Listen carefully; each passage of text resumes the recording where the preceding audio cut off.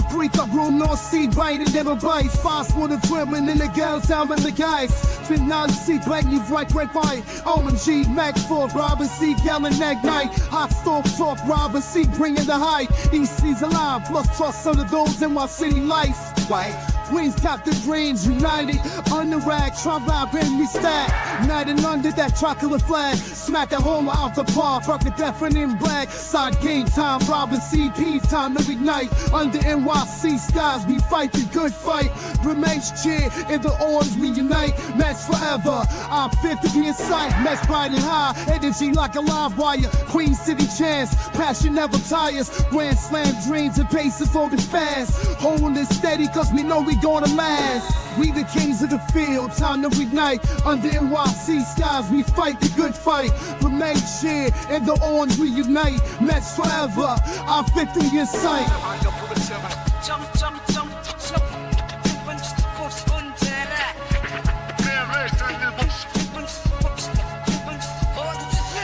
All hearts ignite like NYC stars. Robin CP, guiding even through scars. Queens got the glow, city anthem flows.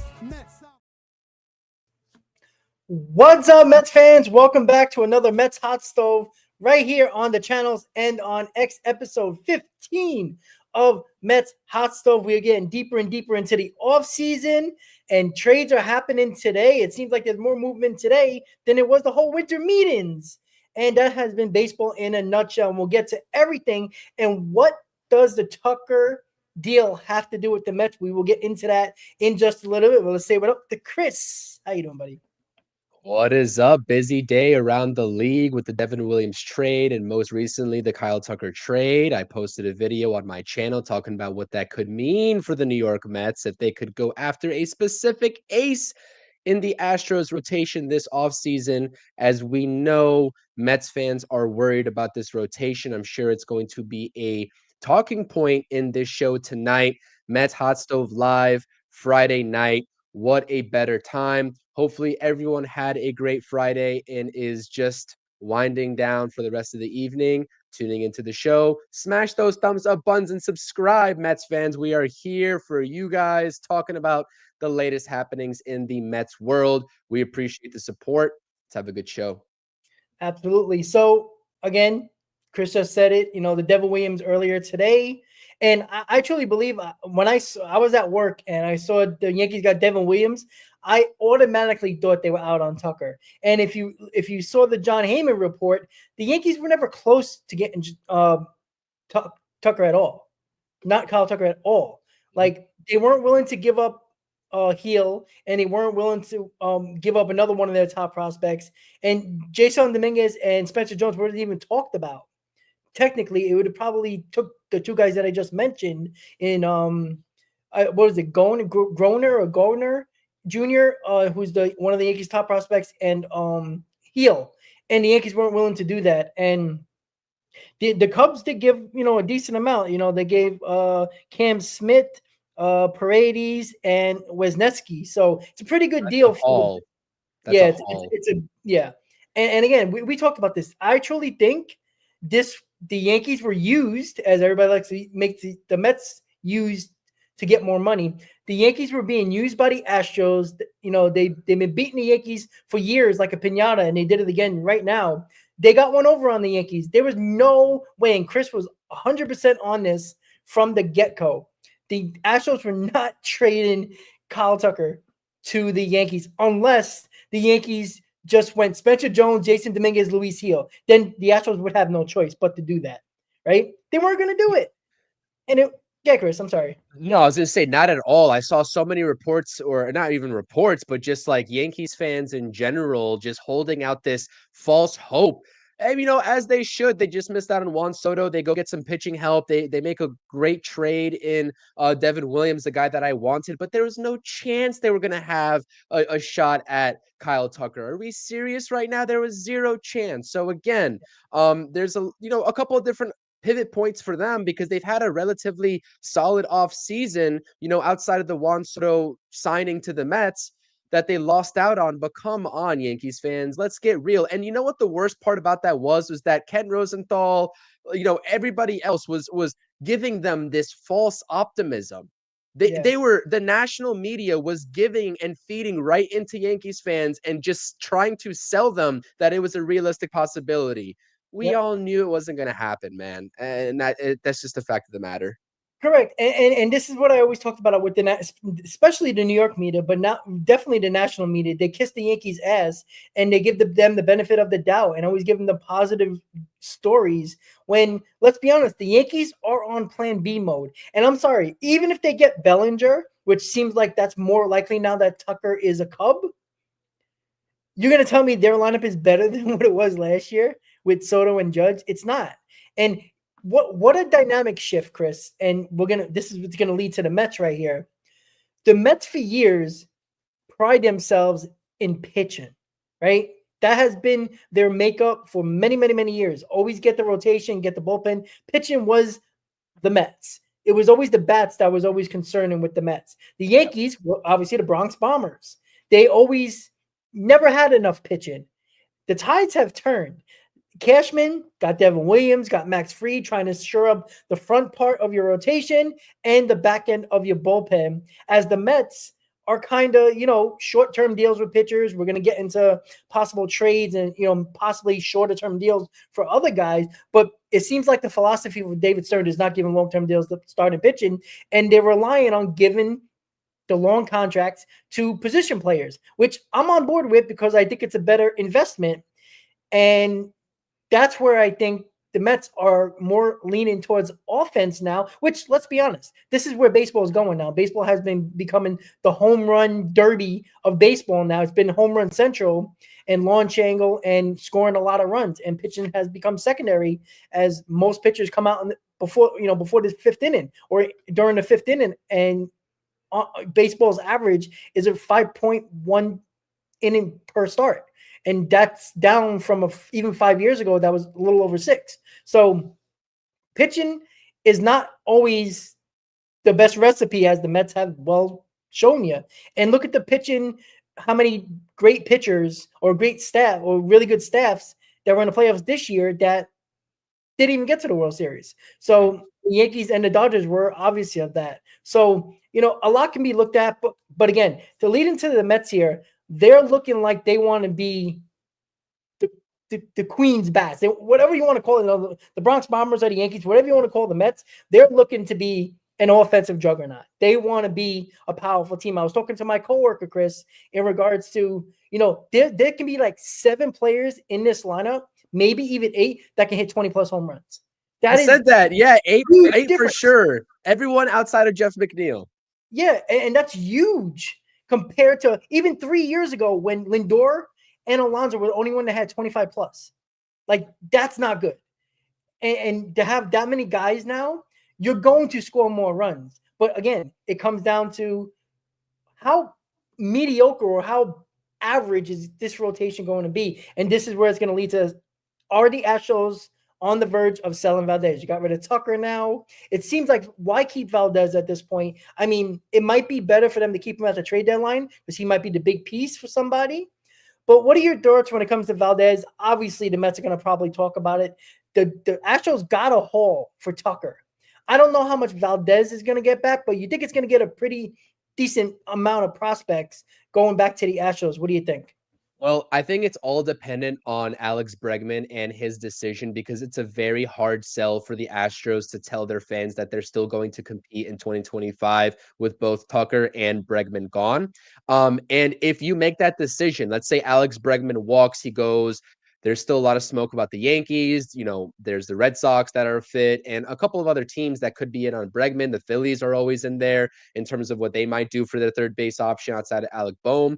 So if Bregman walks, it's a very hard sell for the Astros organization to tell their fans right to their faces, we're still going to compete.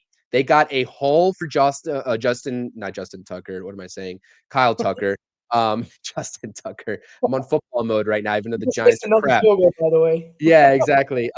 So Kyle Tucker, Cam Smith, that guy's a stud, highly regarded third base prospect. That's going to be a corner infield piece for them for quite some time. They still got Yordan Alvarez, but again, Framber Valdez is entering the last year of his deal. So if they want to maximize their return and just turn this into an offseason where they get prospects galore and sort of revamp their farm system, they should probably trade him in this offseason to maximize that return rather than at the trade deadline. And again, you're still working with a situation where we don't quite know what the return is going to be, given that he is owed just around $18-19 million going into 2025, which is not a concern at all for the New York Mets. But again, needing to give out that extension either in this offseason as soon as you trade for him, or potentially during the season, mid-season, before he hits free agency, because he's going to get a bag. But on the flip side of things is that he's also 31 going on 32 years old. We're not talking about a Garrett Crochet that's 25 going on 26, right? And some of these guys that are entering the primes of their career. This is the prime of Framber Valdez's career. And we've seen that over the past 3 seasons. He was an all-star in 22 and 23. He posted all-star-like numbers in 24, right? You could argue that with those numbers that he posted, he should have been an all-star. It's a no-brainer. David Stearns needs to get on the phone right now and inquire about what the Astros mindset is moving forward post Kyle Tucker trade to the Cubs. It's a no-brainer. Again, I released this video. I said the same thing. I got into a little bit of an outlook of the type of pitcher that Valdez is on my video that I posted quite literally at 3:30. So if you missed it, go check that out. The link's in my description down below if you're in my live chat. But this is, again, if you're going to sell me on a rotation with Kodai Senga and Framber Valdez up at the top and potentially re-signing Manaya, I am all in. That would create a little bit of a, I guess that's 3 lefties right there in a row, right there. So like that would work out 3 and 3 in a 6-man rotation, but that would be awesome. And again, we're not discounting the other names and Cease, Castillo, and whoever, right? Jared Jones potentially being traded, even though I doubt it, from the Pirates. Out of those guys, I can confidently say that Framber Valdez is the best pitcher out of all those names, right? Probably secondary to that, I would pivot, given the controllability, to a guy like Castillo and then Cease, because Cease is in the same boat that Valdez is. He's going to be a free agent after the 2025 season. This is why I'm not hitting the panic button, because there's so many things that the Mets can do. There's so many things that they can do. And that's why I'm so excited. I will say, I know that you are skeptical after what happened in the Garrett Crochet negotiations. I still think David Stearns is going to send over prospects. And you know what? If the Astros are willing to listen, you tell them you have a chance to make things right. After you gave us a haul of Drew Gilbert and Ryan Clifford for Justin Verlander, we'll send one of those guys back to you as the headliner in a Framber Valdez deal. You get it done. Yeah, and make no mistake about it, Valdez is going to cost you. It is. It really, really is. Again, look what Tucker just got. Look what rentals are getting, right? Valdez is what, 16, 17, $18 million. Not a lot, not a ton of money for a top line starter, which he is. And what this also does, guys, and what I want to really make people understand is that what Valdez does for 1 year with the Mets, it gives Sproat to develop another year, or at least most of the year in spring training, where you don't have to rush him up because you don't have enough in your rotation. This is the problem that I thought with Christian Scott, where we seen the potential, but we needed him because we didn't do enough in the rotation, which obviously, it was a, transition year and evaluation year. So Christian Scott was in this rotation based on what we didn't do in the offseason rotation wise. This is the issue that I'm going to have. Like, people are like, oh, bring Sproat up, bring Christian Scott up. These guys have to be good for us to help us to win. We can't waste years, and I keep on saying that. And that's where Valdez, or even Castillo, even though Castillo would be here longer, Valdez is a stopgap, at least for 1 year, where he's going to try to perform his best in a contract year. You might get the best of him in the rest of his career, considering this is his first big contract and only big contract most likely in his career. So it not only gives you a top line starter, it gives Sproat time to develop, and there's no need to rush him if you don't have to. Let him develop into the pitcher we all think he can be, instead of rushing him and, God forbid, getting him hurt like we probably got Christian Scott hurt by doing what we did to him. And I thought that was probably one of the main reasons. But Valdez is an excellent choice. And you brought this up probably a week ago, maybe even longer, about Valdez and what are the Astros going to do. And, I don't think Bregman wants to go back to the Astros anymore. They just traded Tucker. Like, why are you going back there? It's Bregman and Valdez and Altuve, and Altuve's getting up there in age too. So I'd be shocked unless the Astros overpay for him. I don't think he's going back there, Chris. And I mean, maybe this opens up the door for them to go ahead and allocate that money to Pete Alonso and them getting in on the Pete Alonso sweepstakes because they could need a first base. I know they just got Paredes. He could play first base. I understand that. But yeah, I don't know. There's a lot of different avenues. And again, the market for Bregman is such that there are teams that are out there that are willing and probably capable of giving Bregman more money than the Astros can. So again, I agree with you. I wanted to take a quick second to just give the audience a little bit of a background on the type of pitcher that Valdez is, though, because again, he's coming off of a season where he posted a 2.92 ERA, something like that, over 176 innings pitched.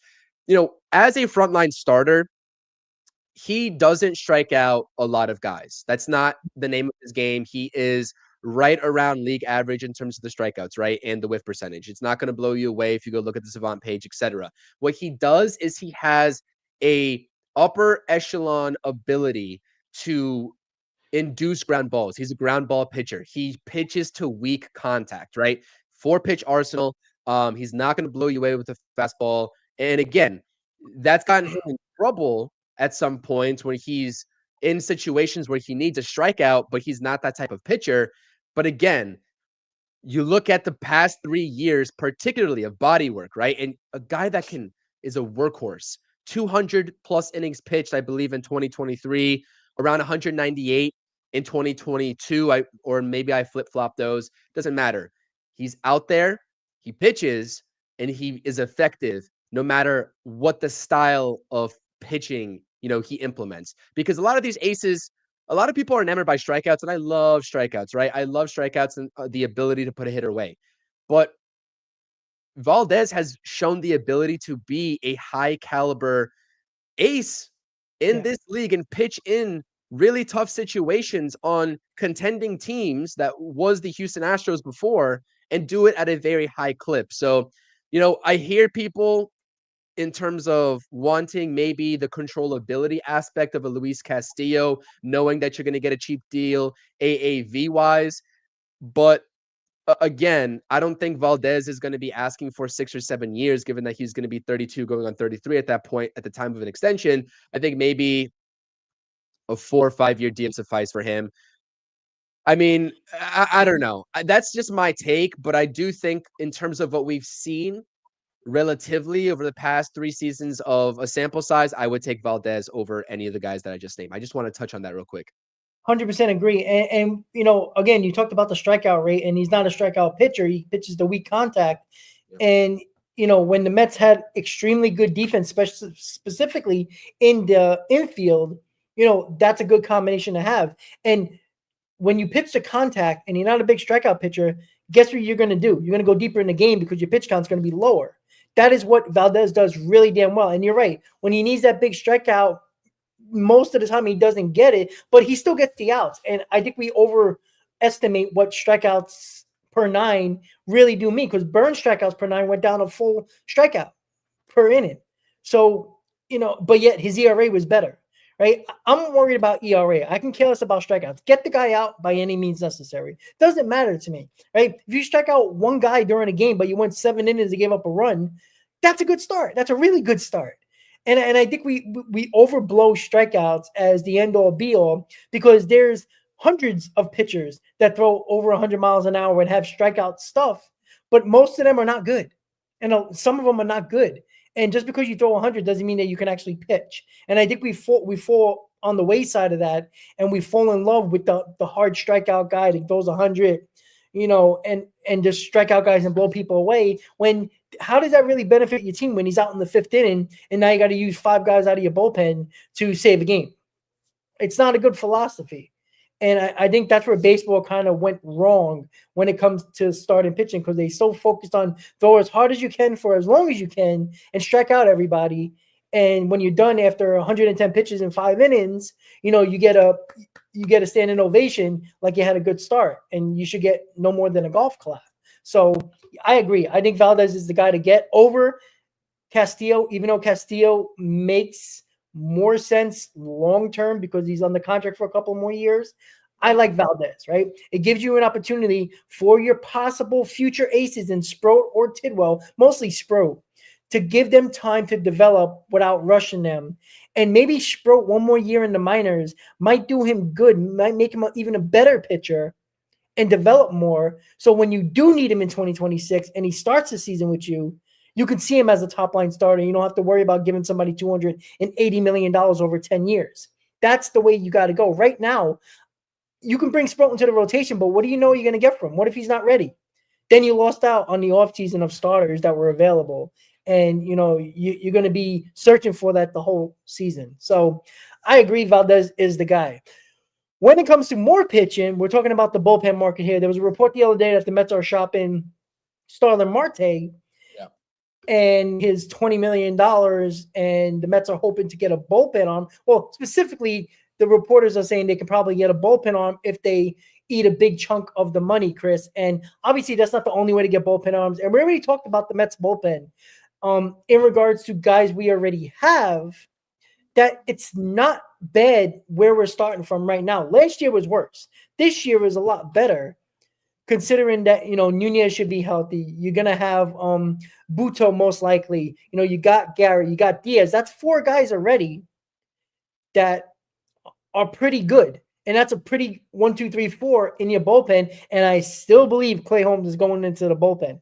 So I'm putting Clay Holmes in that spot. So that's already 5 guys in another 2 or 3 more, 2 more guys in the bullpen that you're going to need. So the Mets don't need 3, 4 bullpen arms. They can probably get 2 in, like you were just talking about, the lefty AJ Minter, or they can, go back Stanek. If you can bring in Minter and Stanek and you include them with Budo, Nunez, Garrett, and Diaz, that is a solid bullpen. And, even though we all want an ace, at least you're going into the season, if you still get Manaea or a Buehler or Flaherty, Manaea, it's a decent rotation, not great by any means, but at least you have a better rotation going into the season. And I want to get your thoughts, Chris. I think Marte's gone, to be quite honest with you. I think the Mets are going to eat most of that money and get a bullpen arm, whatever the bullpen arm. I don't know what you're going to get bullpen-wise for Marte. Maybe I would say probably a 6th inning guy that might have a 4+ ERA, but somebody that might have potential with the pitching lab, and Stearns thinks that you can get a lot more out of him as a New York Met, Chris. So, shocker alert. Can you hear me, first of all, by the way? Can you hear me? Yeah, you good. All right. I posted a video about this yesterday too, about Marte and names that could come in return for Starling Marte, right? Especially eating the money, all of it, if not most of it. And I've spoken very negatively about this one player because I didn't want anything to do with him, but I agree with you. You cannot rely on Clay Holmes to just figure it out in the starting rotation. It could be successful, it could not be successful, right? So if you want to provide the most competition in the back end of the rotation as humanly possible, you have a good trade piece in Starling Marte to do so. And there's a team that really wants to get rid of one of their starters that they openly admitted that it was a mistake to sign him, and that's Jordan Montgomery of the Arizona Diamondbacks. Mm-hmm. So Montgomery had obviously an abysmal time in 2024. There's no denying that. He's pitched in New York and he's pitched successfully in New York. He recently has the big game playoff experience, being a World Series champion with the Texas Rangers. I could see a situation where the Mets could take on Jordan Montgomery's contract if they are that desperate for back end help. Again, they got Frankie Montas, they got Clay Holmes, they got Paul Blackburn, right? Are we confident that those guys can get us through a full season in the 5th and 6th spot in your rotation? I don't know. It's way too early for anybody to guess that, right? Let alone David Stearns.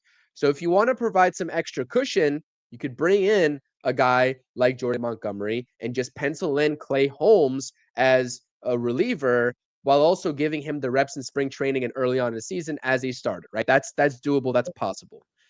Secondly, is a guy that was a 2-time All-Star, 2-time former All-Star that had a terrible time as well in 2024. Do you catch my drift here? These are guys that had terrible times in 2024, and you're hoping that they are able to get back to form of their previous versions, whether it was 23, 22, 21, what have you, right? And that was the same hope for Jonathan Loizaga. It was the same hope.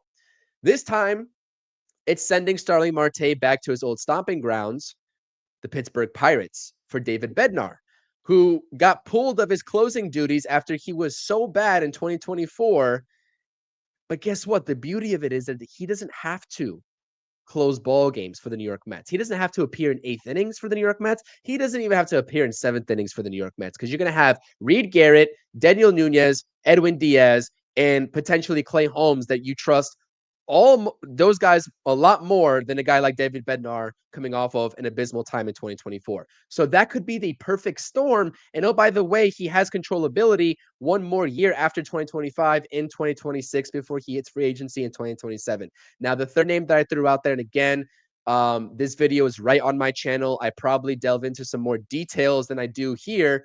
But again, I did talk about it. Alexis Diaz. This would not be a 1-for-1 deal. The Reds aren't stupid. Like we can't treat, those teams like they don't know what they're doing. This guy has 2 years of controllability after 2025.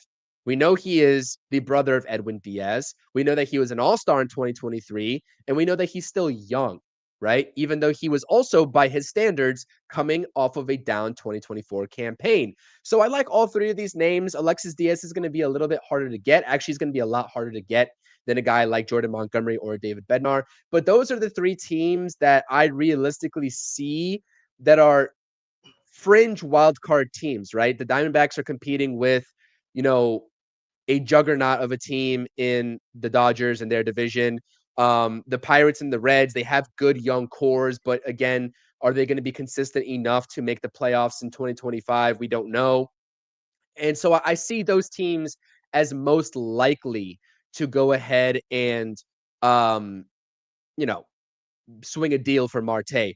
Another team that I was curious about, because forgive me if I'm wrong, we don't really see many trades between these two teams, is the San Diego Padres, excuse me. They are reportedly open for business, like straight up, Rob. And I was kind of curious to get what your thoughts and opinions were on that. They're shopping all of their stars. Like, they're open for business. Cease, Arias, even Machado, right? And so if the Mets pay down all of this salary and he takes up a roster spot for them, maybe they're going in a different direction organizationally. Maybe the Padres would be a good fit in terms of sending some pitching help back. I'm not saying it's going to be Cease, right? There's no world that you're trading Marte as the headliner for Cease, but I'd have to take a good look at their bullpen arms, and maybe they have something to offer. So that's kind of my outlook on the whole Starling Marte situation. But it's about the roster flexibility, Rob. It's not about the money. Starling Marte is a 4th or 5th outfielder at best on a depth chart. He's not a starter, and he's not an everyday DH. We know that. He doesn't have enough power to be an everyday DH. He hit 7 home runs last year. He had a 715 OPS, let alone the injuries that he has under his belt. I know he's good buddies with Juan Soto. I know it's a tough look to trade Marte, while he could have been one of the key reasons outside of money that Soto is now a Met. But at the end of the day, roster flexibility is everything, and you get more flexible in terms of what you can do with your roster if Starling Marte is not here. Yeah, I'm not sure. It's weird what the Padres are doing. And again, before the owner died, he was trying to win a championship before he unfortunately passed, because he was getting up there in age, and he spent a ton of money. And, his family or his kids took over the team, and they're not willing to, cough up all this money for all these players. And yeah, I think that's the reason why. I do wonder, the Dylan Cease thing is interesting. I might lean, I mean, if it's Dylan Cease or Valdez, I mean, it's hard to complain about that. But yeah, I do wonder, there's so many bullpen arms that, we can go through, and possibilities where you can go to the free agent market, you can go to the trade market, obviously with Marte. You talked about Jordan Montgomery with the possibility of that. I don't want Jordan Montgomery, to be quite honest with you. I think what you've seen against the Rangers was great, but I just don't trust. There was a reason why the Yankees traded him, and then we had a terrible season with Arizona by signing so late. I don't trust them enough, and again, I honestly don't want more question marks. I'm sick and tired of question marks. And with the bullpen, again, I'm letting David Stearns cook here because I'm not worried about the bullpen. I'm just not, right? Everybody forgets that when it comes to the bullpen, the Mets bullpen basically lost half their arms from injuries in 2024. That was the big reason why we had issues with the bullpen. and trying to figure out who we can get and how to fill so many open spots. Within a matter of a week and a half, Drew Smith and Rayleigh went down basically almost the same time. And that's two guys that were in the middle of your bullpen. And that's not including Edwin Diaz not too long after that getting suspended. And it just put a whole bunch of pressure on other guys that weren't ready. And again, we would have never seen Nunez or Buto in the bullpen if those guys never got hurt. So maybe it was a blessing in disguise, but there was other guys other than Nunez and Buto that were the issue, other than Reed Garrett. So I'm not worried about the bullpen. I say let's start. The only thing I'm not worried about with Stearns is the bullpen. I think he can do anything when it comes to if he wants to trade Marte to get a bullpen arm, sign Minter, or get another lefty or bring Stanek back. I'm not too worried about that. We already got 4 guys in our bullpen that I'm comfortable with. I'm more than comfortable with.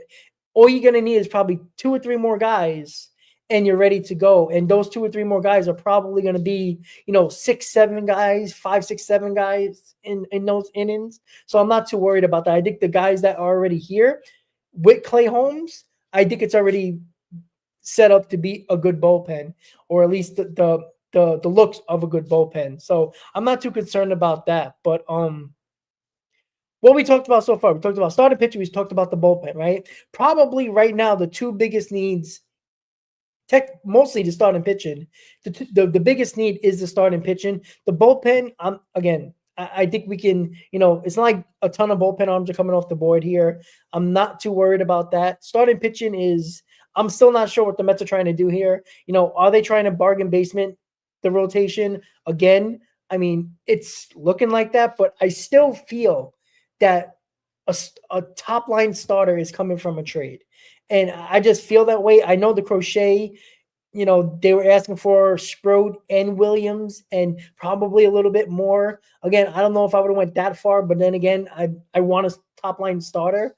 So I'm looking at the trade market. I don't think Burnes is going to happen at all unless, again, Cohen's got to lock Stearns in a room, and Cohen's got to take control like he did the Soto situation. So we'll see. But Stearns is not a guy that gives a lot of money and a lot of years to starting pitching pitchers, and that's just the way it is. And is that a good philosophy or not?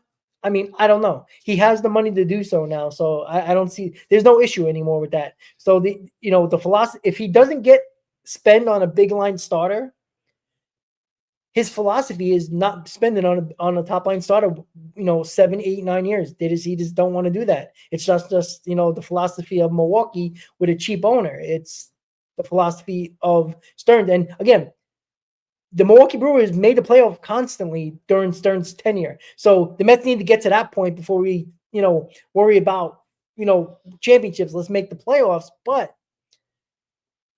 I don't know if that philosophy actually works, because we haven't seen it here yet in the New York market when you have the money. And I'm not sure, you look, the Dodgers, they know what they needed, right? They won a World Series, but they know they need to start pitching. The Yankees, right? Some can say they might have not needed starting pitching over bats. They have 4 position spots they need to fill. And you wonder, what is the plan? And if the plan is bargain basement for, reclamation projects, then, I'm not going to be on board with it. And it's TBD on if this is going to be successful throughout the year. But I think it's going to lead, Chris, to the trade deadline, where the Mets are probably going to need a top line starter, and they're gonna have to give up the prospects anyway at some point. So why not either pay for Stearns or give up the prospects now? Because at some point this year, at the trade deadline, you're going to have to give up prospects to get a top line starter. It's just the way I'm seeing it. I'm not sure if you're on board with that, or do you think it's a good philosophy or a bad philosophy in your opinion? I still think the Mets are getting a top line starter this offseason. I said it yesterday. I'll say it again. I still think they're going to do it. And we haven't seen a move since the Soto situation, and everyone wants to panic in this fan base. And I mean, you see other teams making moves like the Yankees. Okay, whatever. I just don't understand it. I mean, again, there's a lot of arms available. We just went through all the arms that could be available for the New York Mets, yes, you're going to have to trade prospects. That's a given, right? You can, and I'm willing to do that. Everybody outside of Sproat, any position player that the Mets have is available. I don't care if you're Jet Williams, Drew Gilbert, Ronnie Mauricio, Luis Angel Acuna, anybody's available. Mm-hmm. Because I agree with you. There's no chance you can go into this season while having Senga headlining a rotation. I Even if agree. you go and get a Sean Manaea, you need to trade. I think Stearns will do it. I think that I honestly think until I see otherwise, until we go into the season in 2025 with Kodai Senga as the number one, I am going to continue that this idea. Maybe it's wishful thinking, maybe it's not. And I hope he comes through for me and everybody else, but especially me because I'm defending his honor and name right now in David Stearns. I am. I think he's going to do it. I think we just need to be patient. And what is it? Not even a week has gone by, and we're back to losing our minds after the Juan Soto situation. I cannot fathom it. I don't understand it. Situations are going to develop. The markets will develop. Maybe not free agency, and maybe it's not Corbin Burnes, but there's a trade out there to be had. Now, we all have our preferences in terms of who it's going to be, and maybe we end up disappointed with who it's going to be. That I cannot guarantee, right? Because if we go ahead and trade, this is, for example, this is not for certain. If David Stearns was to go and bank on the upside of Jesus Luzardo and trade for him, and somebody looks at his 2024 numbers and is like, really? Are you kidding me? This is what David Stearns is doing. He's back to garbage bin hunting. Okay, that's a different discussion. I don't think that would be the case still, because I think the upside and getting him into this organization that has a knack for developing pitching would be awesome, but to somebody else's perspective that might be different. So again, there's a trade I still feel like that will happen. The type of trade that will happen, that's what I can't predict. So I will go with my original thinking that David Stearns will send the prospects over, but for who, it's anybody's guess. So, we haven't brought the name up yet, but people are bringing it up in the chat. Are the Mets confident that they're going to get Sasaki? I don't know how they could be, considering that he has to choose a team more than they can, convince him. It seems like, he has to pick a team. And I don't know if the Mets feel confident or not. It's not like they can offer him more money. It's very minimal, that team's difference of money wise. It's maybe $1 million, maybe 500,000. It's not much of a difference.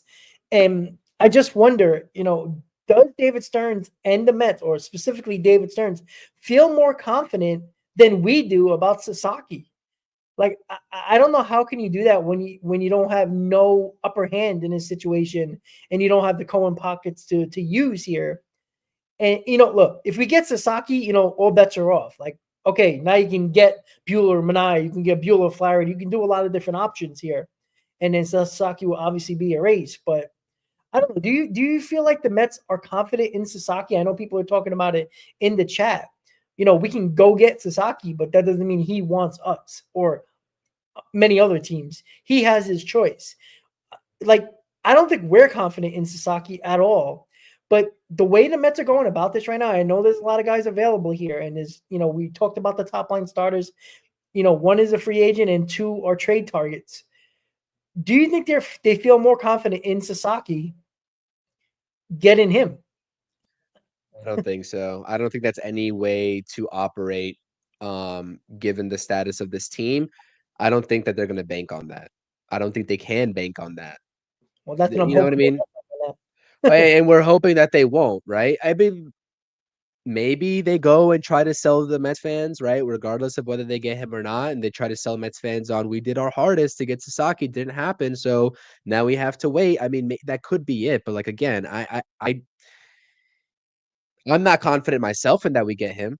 There's too many outside factors to even think of and consider when taking into consideration everything surrounding Roki Sasaki. So again, I think that we are discrediting this front office a little bit here at these conversations because, and I'm not saying that we're doing this here per se, but at the end of the day, I'm pretty sure they know that they can't bank on signing Roki Sasaki to fill out this rotation and be that co-ace.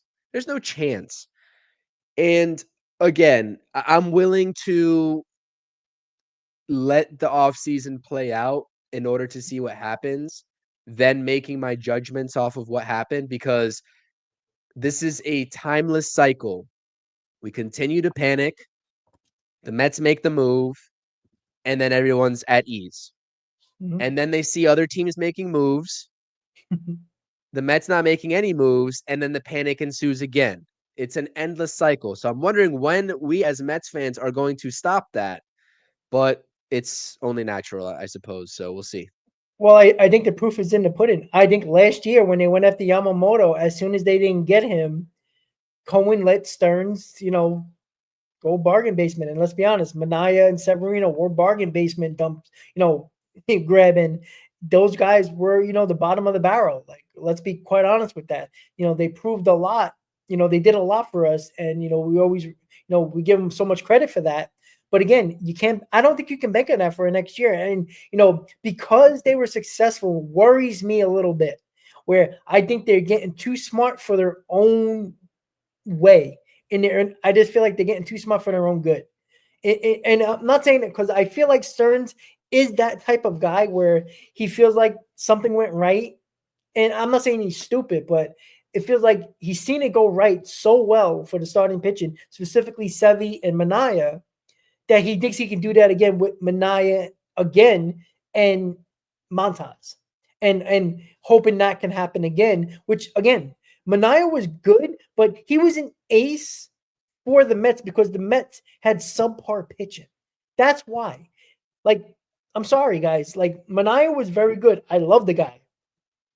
But let's be realistic here. The Mets rotation was below average. Manaea stepped up because nobody else was that much better. Like, they were subpar. Severino was solid, but he wasn't.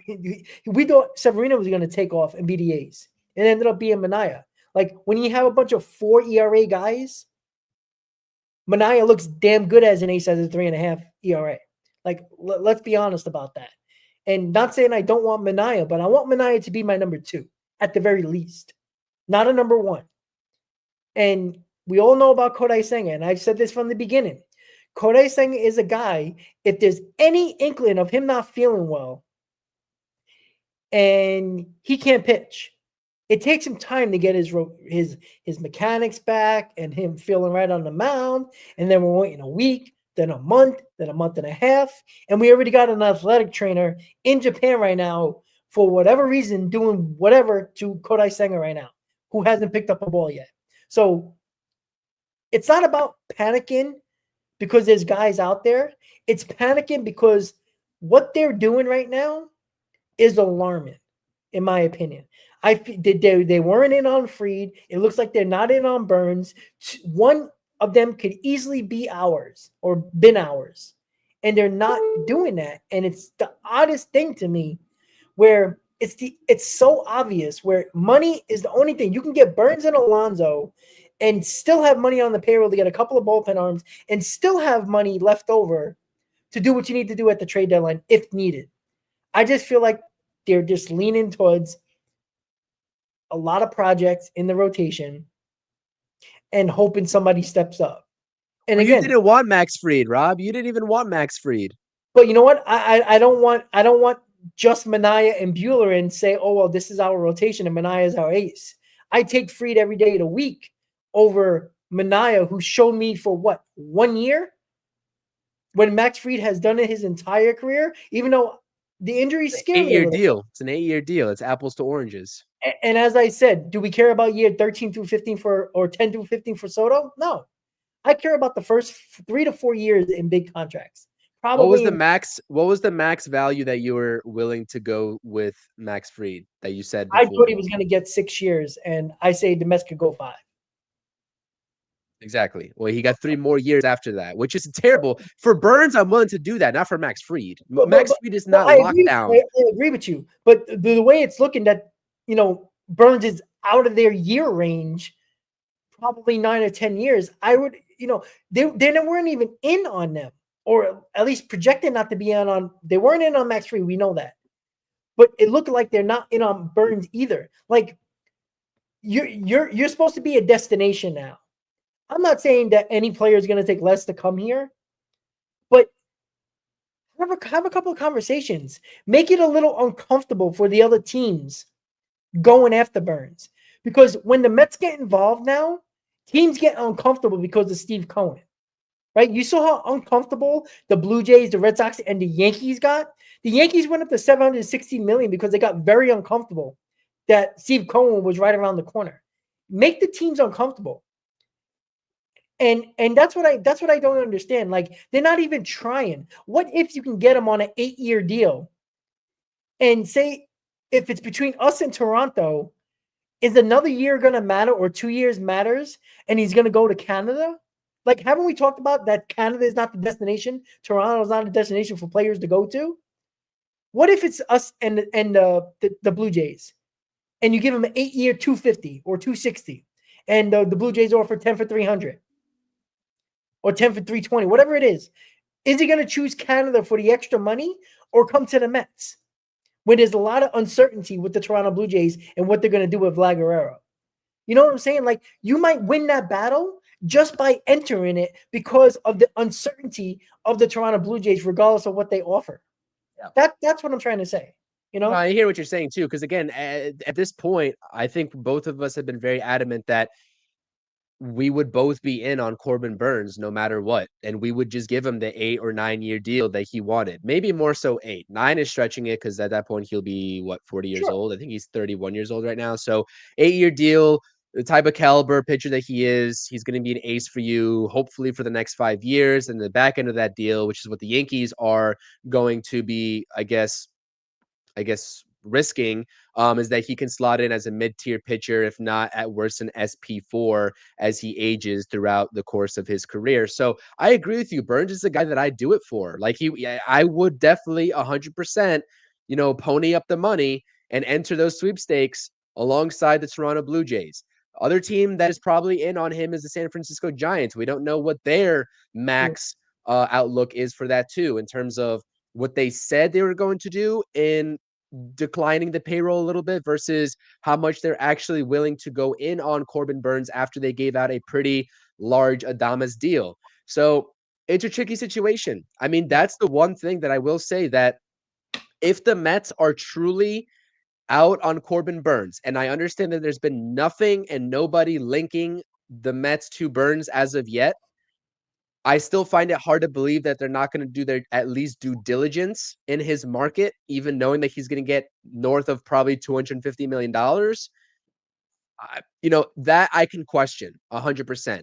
Them being out on Max Fried, I can't question. And the same reason why the Red Sox were out on Max Fried and they pivoted to Crochet.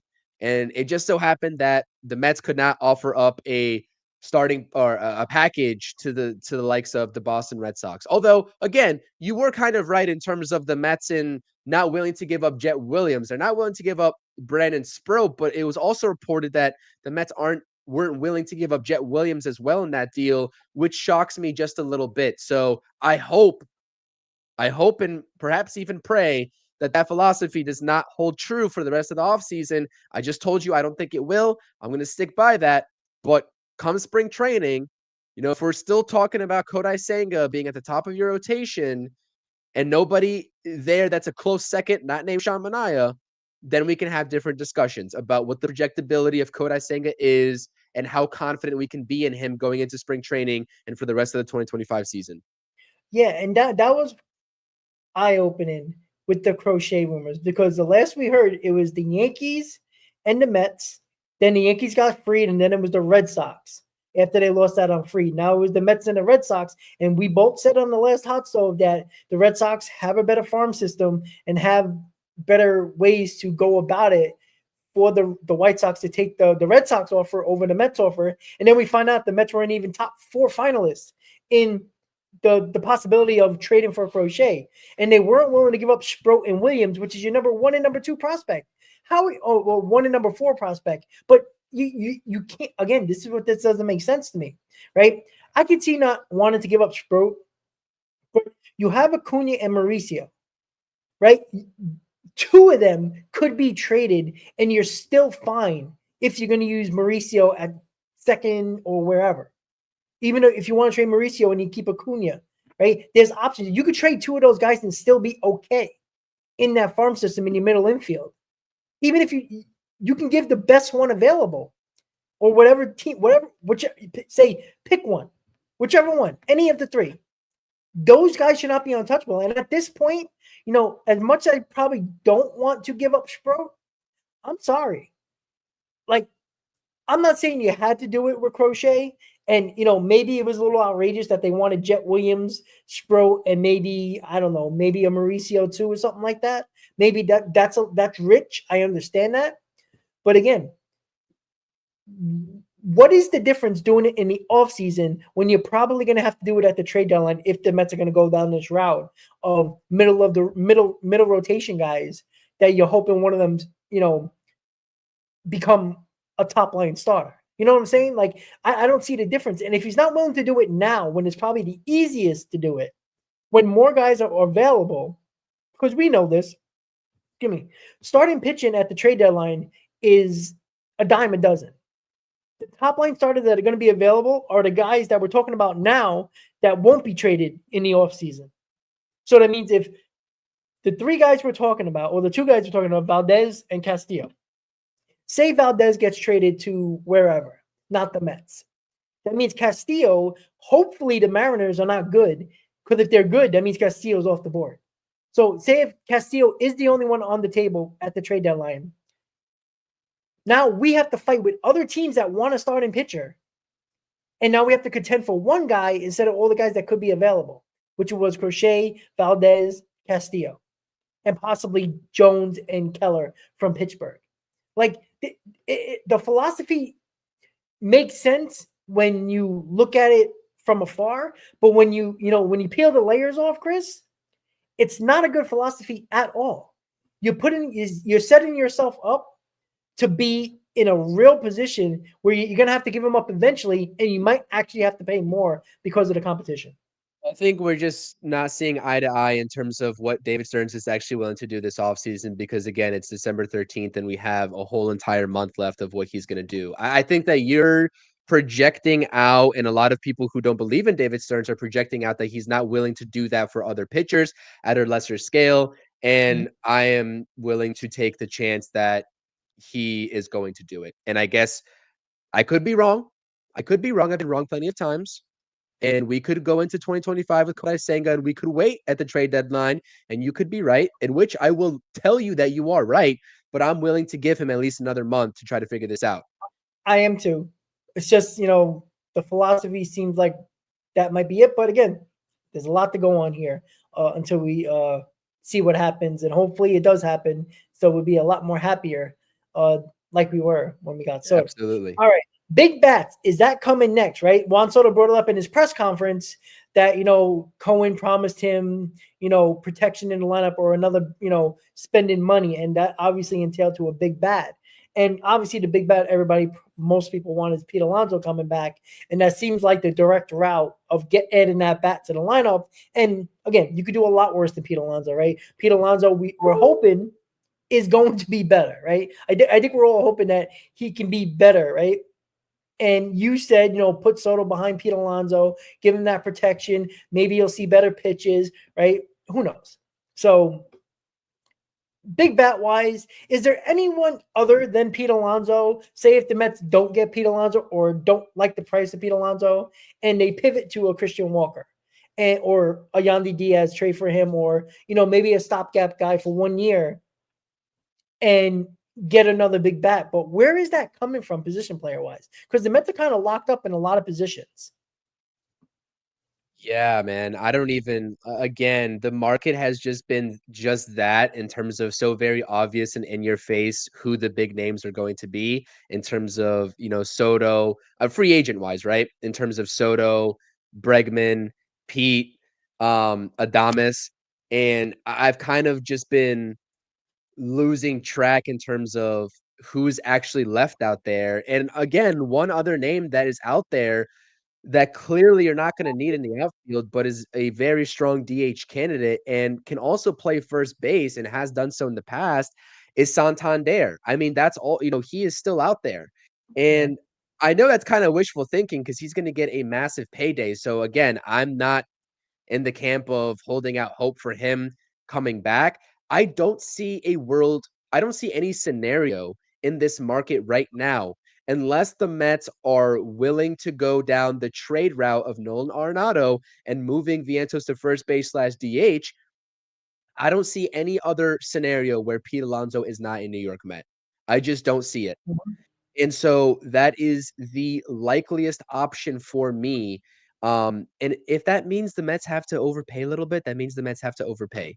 And Yeah, that's just the fact of the matter. So that is the most likely scenario that I see. Again, secondary to that is probably Nolan Arenado. Other than that, I don't see a Bregman. I don't see a Santander money wise. That's your outlook for me. correct. And you know what's the funny thing, right? The Mets are kind of leaning on that aspect of Alonso. It's like that. It's leading up to Alonso being signed for the Mets. But Anthony Santander, and again, the Mets are not shy. And Stearns talked about it in many press conferences that he's willing to give longer term deals to position players because there's a lot more success in that than over long term deals with pitchers. Right. It wouldn't be a bad idea if the Mets sign Anthony Santander and put him at first base. Like that is basically, that is really damn good. And, I don't know if that could be a possibility, but again, we act like Pete Alonso doesn't have a market. He has a market, right? If the Cubs trade Bellinger, they still need a first baseman. Tucker and Alonso would be awesome. Yeah, that's what I'm saying. Like, why wouldn't they do that? Right? They didn't have to pay for Tucker except for prospects. They only got to pay his salary for 1 year. So their money, they already got rid of the Bellinger money. Most likely the Cubs and the Yankees, the Yankees are going to pay some of that money. So they're going to save a little bit of money coming from that Bellinger possible trade.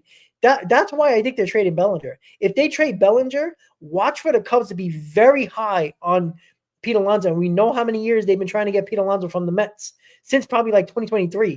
For the last 2 seasons, they tried to do that. Are you confident though that they're gonna do that, given that there's already discussions about Kyle Tucker going into the $500 million range in terms of when his extension comes up? They didn't give up those guys that they gave up, especially Cam Smith, to just not extend Kyle Tucker when the time comes. Like he's not a 1-year rental for them. Yeah, but here's the problem though. I don't think they're extending. I don't think Kyle Tucker's going to extend. I think he's going to free agency. He's a Boris client. He's not going to extend. He sees Juan Soto's contract, and his age is a couple of years older. I think it was 2 years older than him, Soto. So he's going to get a payday, and why not have more teams fight for you than just one team? There's going to be teams like the Yankees. There's going to be teams like the Cubs. There's going to be multiple teams going in on him. I feel like the Cubs are probably going to have to go for it now, to be quite honest with you, right? And if you get Pete Alonso, again, it's been well known that the Cubs have been going after Pete Alonso for years. They they wanted to trade for him in 2023. There was a possibility that the Cubs were talking about them when the Mets were dead and buried in May, that Pete Alonso and the Cubs were like a perfect match for a trade target. So I think if Bellinger gets traded, even if it's not to the Yankees, they're going to save a little bit of money on that Bellinger deal. They're going to probably get a prospect or two from the Yankees. Probably one, maybe two. They're going to go after Pete Alonso. And that's where I think Pete Alonso is waiting for. Like Boris and Pete Alonso, look, Pete Alonso isn't an idiot, and Boris, we know, is not an idiot. Boris knows exactly what's going on. And when you have Bellinger as a client, Pete Alonso as a client, you know what's going on in talks with the Cubs about Bellinger.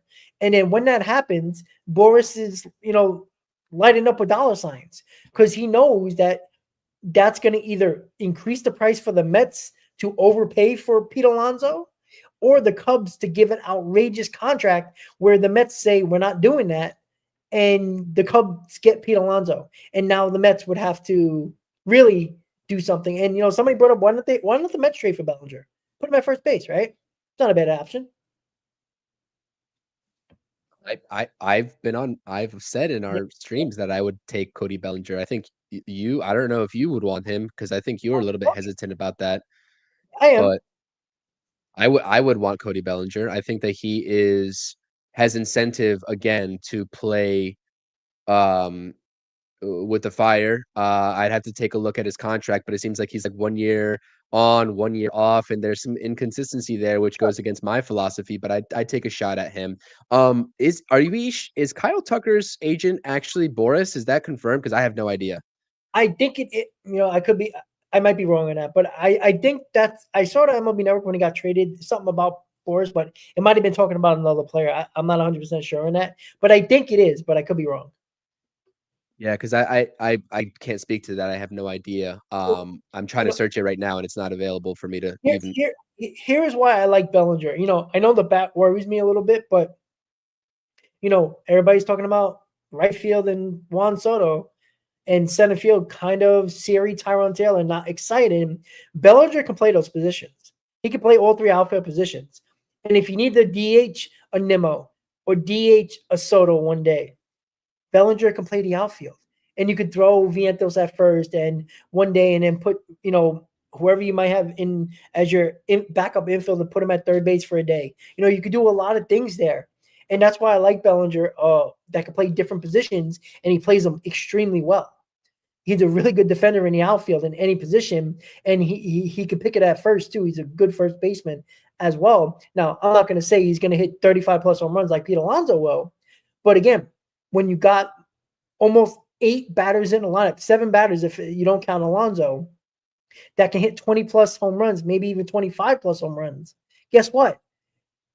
You don't necessarily need 40 home runs from another guy in Pete Alonso. I'm not saying it's not going to help, but again, we're talking about Pete Alonso, who has issues in his career in runners in scoring position, right? Not saying that Bellinger is better than him. I'm not saying that at all.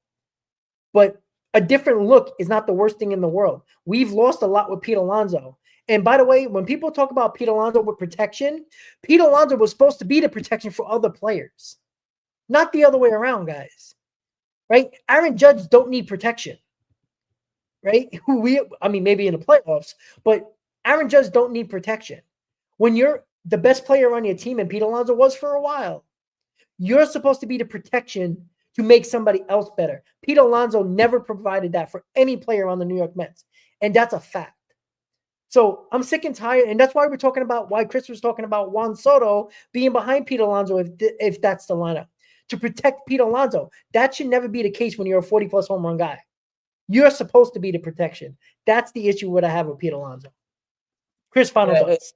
No, yeah, and I still think Pete Alonso can be that guy. Again, if you re-sign Pete Alonso, I have no doubt in my mind that opening day he's probably hitting behind Soto. But if we get into a 2024 situation 2.0, I think the easy remedy is Soto behind Alonso. And again, I think in terms of likeliness, Alonso just seems like the best fit for what the Mets need right now. And it just seems like it's it's destiny, right? So to speak. And that's just going beyond the homegrown aspect of it. It just is situationally. So I'm not ruling out the Mets trying to take a swing for Arenado because you can get him for cheap. You'd have to pay the rest of the deal, and you could probably make Brett Baty one of the headliners because they're losing a third baseman. It makes sense to add a third baseman with the youth aspect of Brett Baty. But, I think that really, if you want to make your lineup as strong as possible and not bank on Arenado turning his numbers around, I think Alonso is just the guy to get. So those are my final thoughts. Again, I got to get out of here. It's Friday. We got some plans. We wanted to get you guys an early show. We can't do an hour and a half, 2-hour marathon like we've been doing over the past week.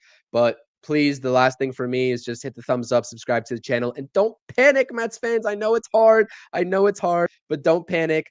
I know that there's a lot of David Stearns naysayers out there. I get it, and I get it's easy to fall in that trap, but I'm still confident there's going to be a very big effort to get that pitcher that the front office knows we need, and we all know that this team needs. So hold the faith, get it done, David Stearns, and hopefully we can come on here in a future stream and talk about the new ace of the New York Mets. Let's go Mets. It's your boy CP. Appreciate you, Rob, as always. That's all I got. All right, Chris, have a good Friday night, buddy. All right, guys. So that CP's got to go, but I'm gonna say my final statement and call it a night.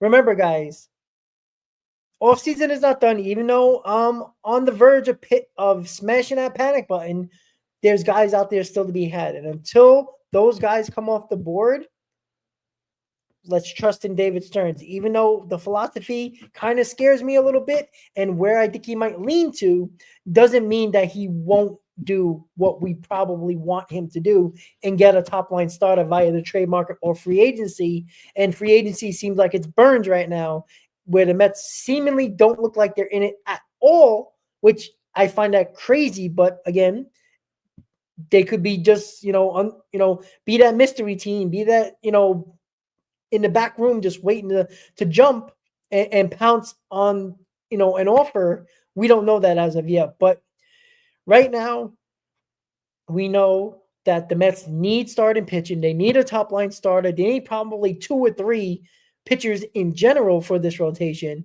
So there will be signings or trades. There has to be. They don't have enough pitchers in their rotation. They need arms. And it's going to happen. It's just a matter of what are they willing to go? Where are they going? Are they going Mania Buehler? Are they going, a trade market like Valdez or Castillo and one of the other mid-rotation guys, all the names that we talked about on and on and on. So, unfortunately, we saw Tucker from the Astros get traded to the Cubs. We saw the Yankees get one of the better closers in baseball in Devin Williams going to the Yankees. And it kind of was, an interesting day when it comes to trades. And you know what? It was a lot of moving parts. Teams got better. Some teams got top prospects. And the Mets are looking to better their roster with the addition of Juan Soto. Thank you guys for tuning in to episode 15 of Mets Hot Stove. Make sure you subscribe to my channel, Chris's channel. If you're on X, hop on over to YouTube. Subscribe to both of our channels, guys. Probably in the next couple of days, we'll do another Hot Stove. And we'll see what's going on. Again, any breaking news when it regards to the New York Mets signing anybody, me or Chris will probably jump on a breaking news live to bring that breaking news to you. So thank you for watching, guys. Mets Hot Stove, another one in the books. Enjoy your weekend, guys, and let's go Mets. Have a great night, guys.